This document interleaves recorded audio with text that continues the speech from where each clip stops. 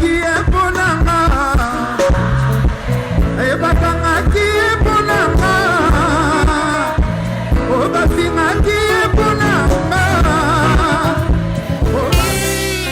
Zambe na boya olatike mo bandina bosantu ozinga mina mangelo bakoyemela kayotongo pe Mbote balandi MDG de TV mafuta esika ezalinga wabino mère Dorcas la grande dame kaka ndenge to misana wa opesa basango pe opesa toli lelo to na affaire bon pas affaire je dirais actualité voilà Ferregola chante Jésus na cité Bethel et to ebi eza ya koningana kande nete ningana ka Ferregola toyebi azali frère na biso to pe artiste na biso congolais oyo récemment azali na moba problème toyebi asala eboloko et pendant qu'il était en prison pasteur Moïse Mbiye alobelaka liso abetaka lisolo ya Ferregola ke azandeko o abanda kolanda culte na cité Bethel tango bango baza na kati église ya ndokota nete na voiture aolanda culte et pasteur Moïse pe ayebaka na été. Et ça là que et tomba que va voyager ka avion moko et na voyager avion moko anande na kati ya train ya pardon ya avion ba neko solo là c'est comme ça pasteur Mbi sera étonné à royoka que Ferregola ayaka église a Bethel même li solo ya ba enseignement mo pasteur Moïse Mbi a uta kopesa ba mikolo leki awa je crois sur ba hôtel non sacrifice holocauste voilà pasteur Mbi aka moi ki ba solo li na bango pe et pasteur Mbi azaki touché à compatisaki par rapport à la réalité to ya problème comme les artistes na biso bande boyoka ki ke faire bakanga ki na France et il paraîtrait habita moi na so pas agressé moi na boye biblo wana na poto le karaté et ba tchaki na boloko et passer en billet asambelaki na église boye bitango wenge et yaki robeta concert nango ba tutu kaluji ba yaki kuna na ba tusangi la patient et abeta il solo à faire c'est comme ça. Ils avaient prié pour Ferregola.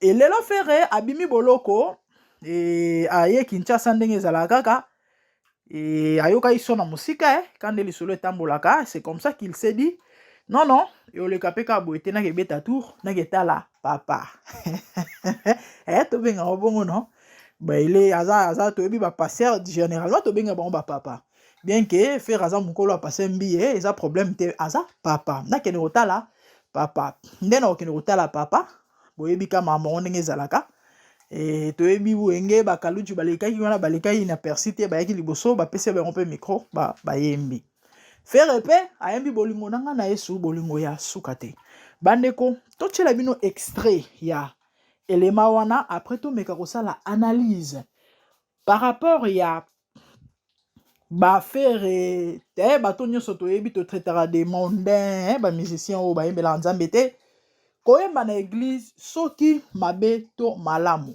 lisolo o toye nango lelo yango wana tolonda elema bongo tozonga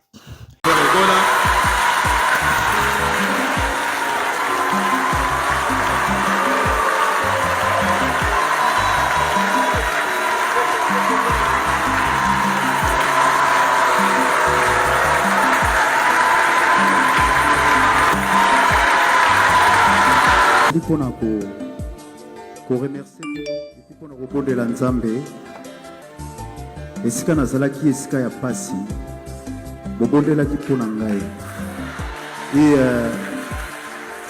nalobaki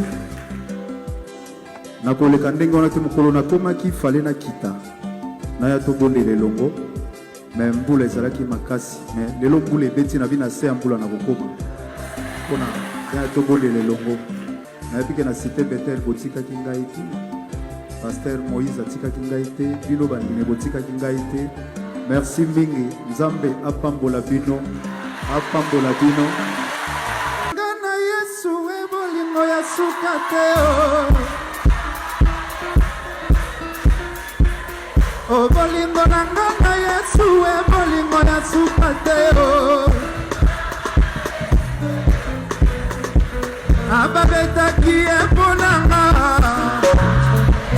ebakangaki eponanga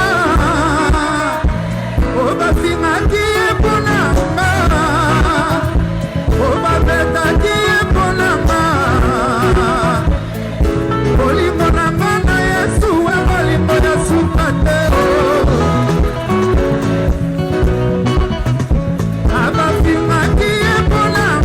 Là-dedans, awa na kati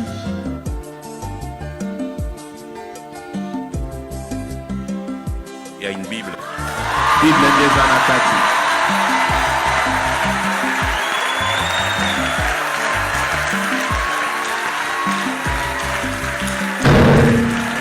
Il y a dedans une Bible, Na kati Biblia ndeza li. l'étude et notre livre Assurance du salut. Pe livre na biso assurance du salut.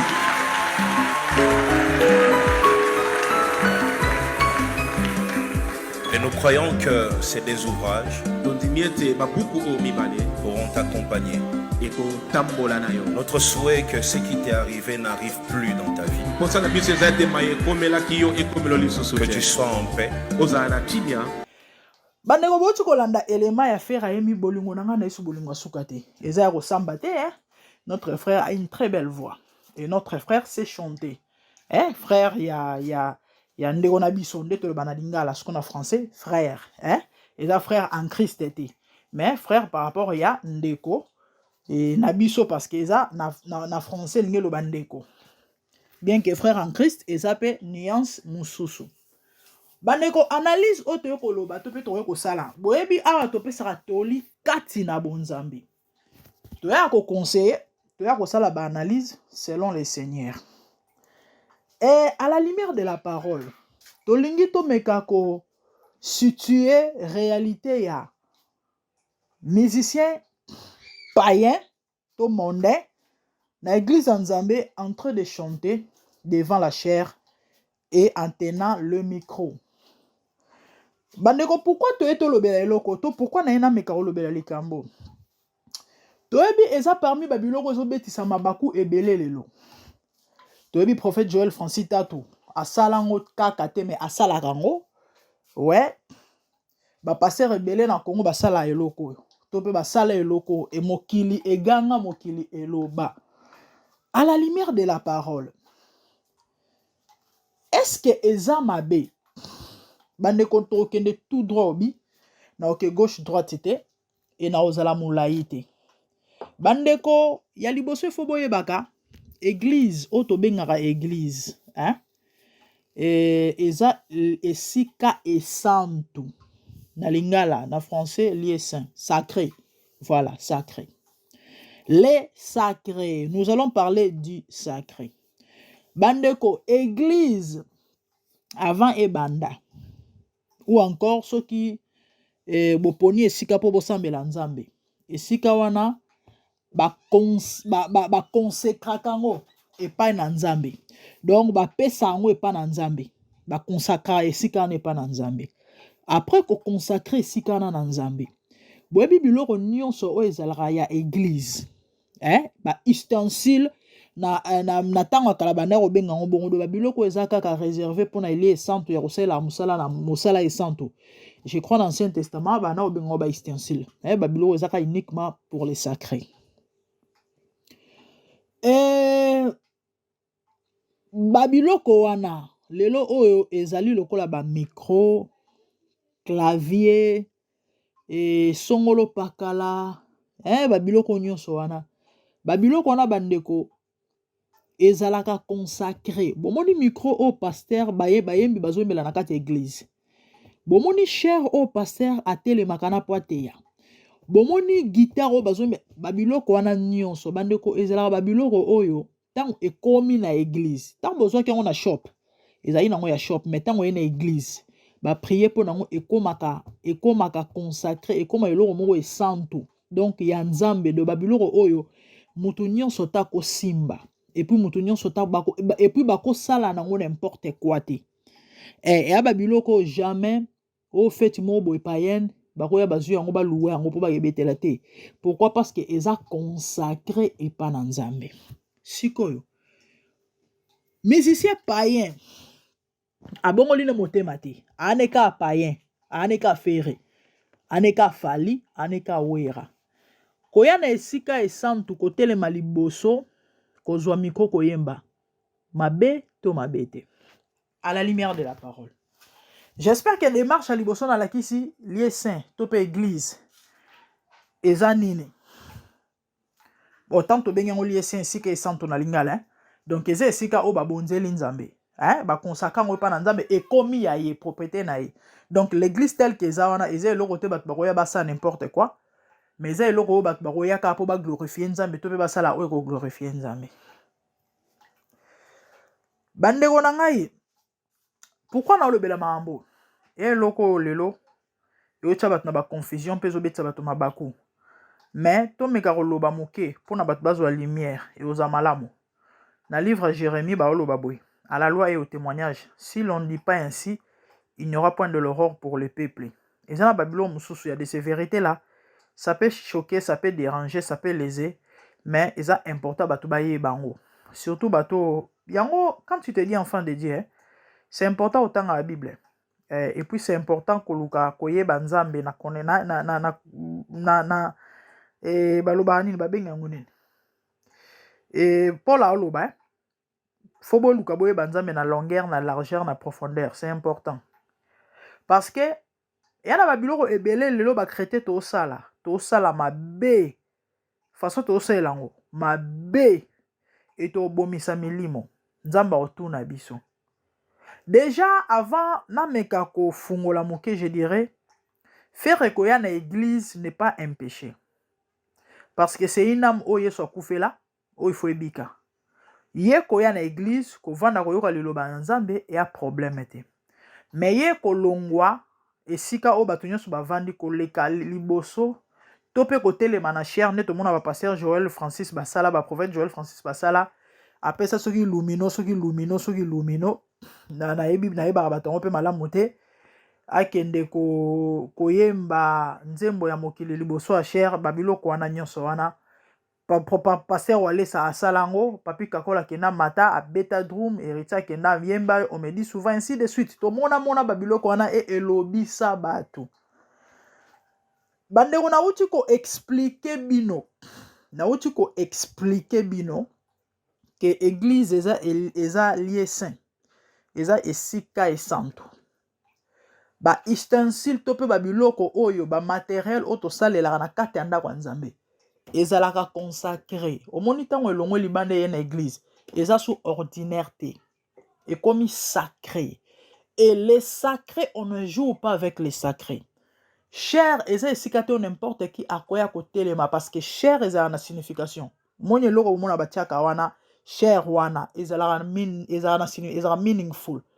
Eza na signification. Cher wana bomona ka cher parce que atelemi kola cher sote cher wana eza na signification eza na rôle jouaka. Mutu nyonso ta koya atelemi likola cher, mutu nyonso ta koya azwi ustensile asimbi to pe matériel oyo eza censé to réserver kaka pona les sacrés. Sikoyo problème toza nango awa eza nini? Problème toza nango awa eza il s'agit d'un païen. C'est pas une personne qui est convertie à Jésus. Eza te ke faire abongoli motema.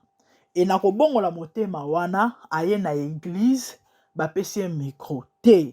Eza faire chetani qui veut dire Satan. Wana kombo mutu ye moko amibenga amibamba. Satan amipesa kombo na bandeko na ngai Satan. Satan ye moko amipesa kombo wana chetani. Aye na église aza païen abongoli motema te. Il n'est pas converti. Aye na église. Koya na église c'est pas un problème, on peut pas babengala mutu na église te. Parce que c'est sika mutu nyonso zo luka lubiko. Mais aye à koti avant di boko yamba c'est normal parce que to yamba batu bandimio ba yaka sika n'est-ce pas? Mais koya liboso bozu micro oyo ezali sacré. Bo pesie yango bandeko na ngai c'est un péché. Oui, c'est un péché. C'est un péché. Il est païen. Il n'est pas chrétien. Il n'est pas converti. Il n'appartient pas à Christ en d'autres termes. Eza ngate eza na Bible eza makomi Bible zoloba. Tant mutu aye na Yesu, lorsqu'une personne est en Christ, il est devenu une nouvelle créature. Donc ce qui veut dire lorsqu'une personne n'est pas en Christ, ou encore andimeli nanu Yesu te, azali azoko appartenir na Yesu nanu te. To pazo appartenir na Yesu te. Donc, le fait kaka ya kozala païen ata faire te, aza na droit te, hein, bibliquement parlant, ya koya liboso cher ko tenir babiloko o eza esanto na bandeli. Na lobi te ke fro benga na faire egola ndenga église te, parce que c'est une âme o ana besoin pas sali. Qui sait lobi ta msufera wa bongo la motema akoma pe mosali na nzambe. C'est pas ça le problème. Le problème ezali na kokende na ndako ya nzambe pe kozwa micro oyo ezali censé kozala ya nzambe pe koyembela yango. Biloko wana ezali consacré, ce qui veut dire mis à part, uniquement pour l'éternel. Ata bokolo bakino ayembi nzembo nzambe, le problème eza ya koyemba nzembo nzambe te. Tango Bible ezoloba que tout ce qui respire loue l'éternel, cela veut simplement dire, hein? Cela veut simplement dire, existence ya nyonso, le fait que ezoko exister, ezo glorifier nzambe, ezo glorifier nzambe. Oui, que tout ce qui respire loue l'éternel. Na ba forme nyonso, na ba forme nyonso. Ezala ozo yemba ya koyemba bu koyemba te. Ezala ozo yemba, mozo monyo sepelo yembela nzambe. Oza mopagano, oza nini, tout ce qui respire loue l'éternel. Donc, nyonso oza na pema. C'est Dieu qui a créé ça. Tout ce qui respire, nzambe muto akeli, nzambe muto tiepe makati nango. Donc, existence nango nanu, eza gloire ya nzambe. Existence ya nyonso o eza na mokili, eza nzambe muto akeli. Donc, cela est en train de glorifier Dieu parce que c'est lui qui a créé tout.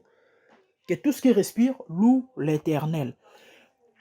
Et quand vous avez la pratique ou encore bozo ko salela ngonde ba tumusu baloba ke non et nazo yemba que tout ce qui respire loue l'éternel et nyonso ya na pe ma voilà. Donc exception za nangote même faire ego là chez lui à la maison ou encore d'une manière ou d'une autre a glorifier nzambe na maloba a louer nzambe tout comme a yemba na sepela yemba nzambe ninga yembi wana.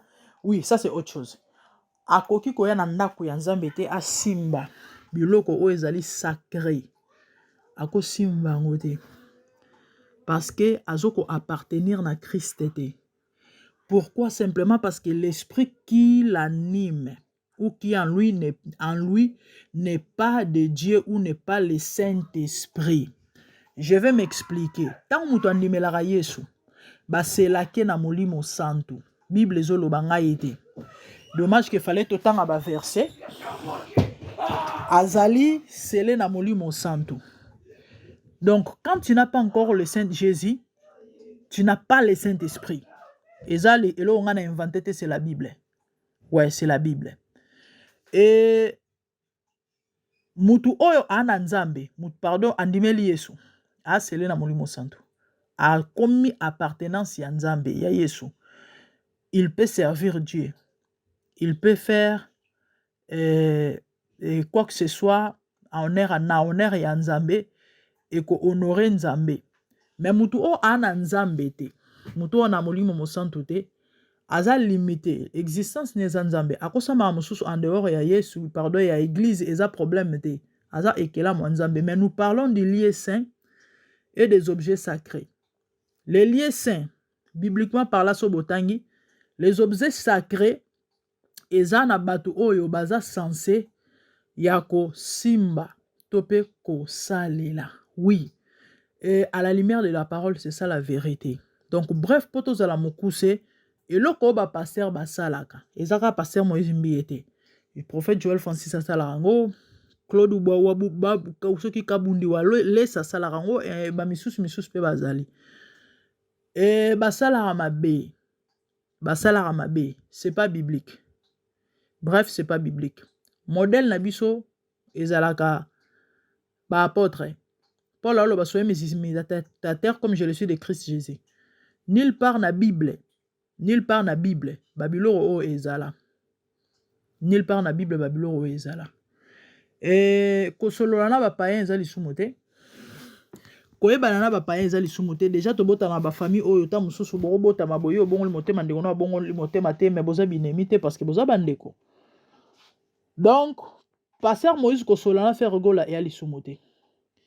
Mais esika o babengi ya esantu, poti que lango un païen qui n'a pas le Saint-Esprit, ezangate mais c'est la Bible. Aya a presté topé ayemba asimba micro o ezali sacré pona ayemba soi-disant na lokumu na Nzambe, c'est pas biblique. Ouais, c'est pas biblique. Ezali juste moi éclaircissement tolinga to meka ko pesa par rapport ya eloko o parce que elobisaka mokili. Lelo nyonso ekoma nango normaliser hein. Lelo nyonso ekoma nango normaliser, mabe ekoma nango normaliser. Erreur et nanani tout ce que nous faisons là et yango moni batu ba mona na bango susu mamba mabete eloko gravité kobanga Nzambe. Bref, ezali juste moi lumière auto yaki to ya kopesa. Siko so to lobi to bana ko développer. Tant bango bazo salango. Pourquoi bazo salango? En tout cas wana emema biso vraiment na ba mambo belé. Mais bref, vérité ezake o ngana koloba na bino. Bomoni eloko ba pasteur basalaka. Ya musicien païen en église. Ezate ka bongo le motema. Soit bongo le motema c'est autre chose. Musicien païen en église. Bazu ba tetie liboso a cher. Bazu micro o ezali sacré ba pesi ayemba ezala lisumu. Ouais, ezala lisumu ezala mabe. Dieu n'est pas dans ça. Na Bible esika est santo. Ezala consacré et pas dans Nzambe. Et babiloko il faut servir Nzambe ezala consacré et pas dans Nzambe. Et bateau il faut pas servir Nzambe. Bazalaka consacré et pas dans Nzambe. Bateau bomona bayemba ka ce sont na Bible bazali ba lévite o bazali consacré pas dans Nzambe. Le mouton azo sela Nzambe. Il faut ça la sensé. Pardon, il faut à appartenir dans Nzambe. Frère n'est pas chrétien. Cela veut dire il n'appartient pas à Christ. Peut-être je sais pas elobeli ou encore vérité en ekoki ko déranger mais c'est ça la vérité. Asa créature ya Nzambe oui, mais il n'appartient pas à Christ Jésus. Pourquoi? Simplement parce que ayamba yesute. Asa chrétienté andimela yesute. Ouais, donc ce qui veut dire akoya na église mais asa limité ba maramususu ana droit ko salate. Pourquoi? Parce que aso ko appartenir na Christ te. Donc oh beaucoup ko retenir ezake lié saint ezala sacré. Ba ustensile topé ba instrument tout ce qui est na kati ya ndako Nzambe ezalaka sacré. Ezalaka consacré pour Nzambe. Donc nous ne faisons pas du tout bien tant que salaka babilo koyo. Païen ayebi yesute, il n'a pas le Saint-Esprit, azo appartenir na Christ te aya, bozo eloko eza sacré. Wana eza ko bafouer Nzambe. Wana eza ko finga Nzambe. Wana eza ko silisa Nzambe valeur. Wana eza ko minimiser Nzambe. Wana eza ko pesa Nzambe respecté. Ko pesa Nzambe lokumu te. Et pour clôturer, na opesa bandeko botanga 2 Corinthiens 7. 2 Corinthiens 7. Bible zolobani na passage oyo. Natanga ngo très rapidement 2 Corinthiens 7. 2 Corinthiens 7. Bolimbisi. Na okende rapide. Na ozamulaite. 2 Corinthiens 7, la Bible dit ceci. Et na bandela on a verset nini. Et bolimbisangay. Bolimbisangay. Bon, na nini vraiment na umela awate. Oulala. Oulala. Bon, tellement na programme qui verset en côté. Un instant. Bolimbi c'est la famille tellement la programme na bomisa verset en côté mais bon torotan en haut quand même. Pardon, 2 Corinthiens 6:14. Bible zolo baboué. Ne vous mettez pas avec les incroyants. Boyoki. On a autant un verset sémère. 2 Corinthiens 6 verset 14. Ne vous mettez pas avec des incroyants sous un joug qui n'est pas celui du Seigneur. En effet, ce qui est juste peut-il s'unir à ceux qui s'opposent à sa loi? La lumière peut être solidaire des ténèbres. Le Christ peut-il s'accorder avec le diable? Que peut avoir en commun le croyant avec l'incroyant? Quel accord peut-il exister entre les temples de Dieu et les idoles? Car nous sommes, nous, les temples du Dieu vivant. Dieu lui-même l'a dit. Bible loba ngoke, tozali temple ya molimo mo santo. Mutu andimeli Yesu aza temple ya molimo mo santo. Donc mutu na Yesu te, a temple ya molimo mo santo te. Et il y a des limites. Kosolana païen et amabete. Il y a les soumote. Parce qu'il faut bandimela Yesu na nzela na biso. Mais babiloko tozo sala, bozui mo pagano boyene na ndako nzambe, boko mo salise makambo oyo bana na nzambe fo basala. Et non ba païen, nous péchons. Tozo sumuka et tozo bungi sabatu. Bref, c'est ça. Ouais, c'est ça. Si vous avez des questions, beaucoup qui poser, que le Seigneur vous bénisse. Et zalaki, actualité, analyse par rapport à la présence à faire na cité Bethel, pe koyemba liboso, yaba ndimi en touchant le micro, oyezali sacré. Et ils sont des serviteurs de Dieu, ils lisent la Bible. Mambo na oloba, ezate ke bayebi angote. Et ba on maîtriser parole de Dieu, mingi ba on maîtriser le banzambe koleka ngai. Bayebi makomi. Bayebi. Sikoyo, soki bayebi makambo, mais ba osela ngote. Tope ba bafoué yango. Parce que lisumu za transgression à la loi divine. On nzamba komi tango osala le contraire tu pêches. Si vous connaissez que ces choses ezali obino bo osala na te toloba nini? Point d'interrogation. Entre guillemets, entre parenthèses. On a lobaki soto lobi skoto kota kuna. Et même abiso esika mususu nzamba pambola bino, c'était ça. Merci. Zambena